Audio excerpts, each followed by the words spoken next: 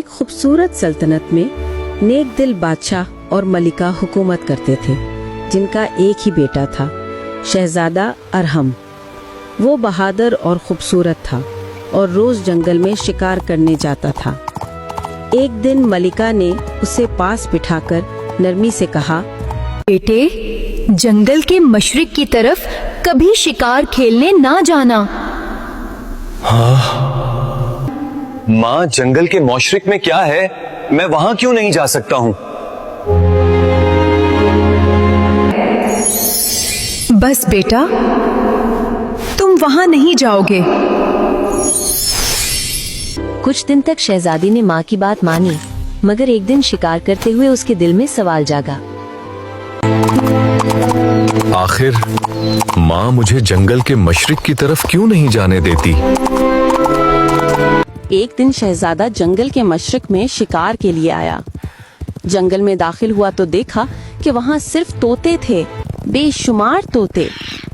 उसने तीर चलाया, सारे तोते आसमान की तरफ उड़ गए, सिर्फ एक तोता रह गया। वो बहुत खूबसूरत था, वो बाकी तोतों का बादशाह था। उसका नाम था हीरामन तोता।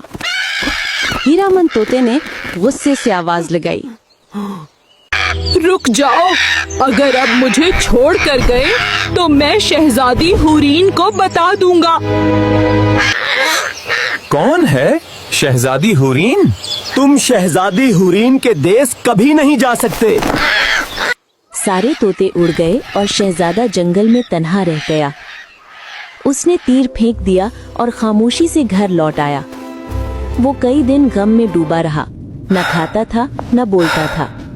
आखिर एक दिन उसने कहा, मेरा दिल अब सिर्फ शहजादी हुरीन का नाम लेता है। मुझे उसकी तलाश में जाना ही होगा। नहीं बेटा, मत जाओ। हुरीन का मुल्क कोई नहीं जानता। अगर मैं जिंदा रहा तो वापस आऊंगा, अगर मर गया तो भी मेरा दिल बेचैन नहीं रहेगा। शहजादी ने खुद अपने घोड़े और सफर के लिए तैयार किया। फिर उसने अपने वालिद और वालिदा से अलविदा कहा। उसकी माँ ने प्यार से अपना रेशमी रुमाल लिया, उसमें कुछ मिठाइयाँ लपेटी और शहजादे के हाथ में दे दी ताकि वो सफर में खा सके। शहजादे ने अपना सफर शुरू किया और चलता गया, यहाँ तक कि वो एक खूबसूरत जंगल में पहुँचा। वहाँ एक छोटा सा ठंडा हौज था और घने दरख्तों का साया। वो एक दरख्त के नीचे आराम से बैठ गया। शहजादे ने वहाँ बैठकर अपनी मिठाई खोली। उसमें चींटी थी। वो खामोशी से एक एक करके तमाम मिठाइयाँ बाहर निकालता गया और हर एक में उसे चींटियाँ नजर आईं। शहजादा मुस्कुराकर बोला, तुम ये मिठाई खा लो, मैं नहीं खाऊंगा।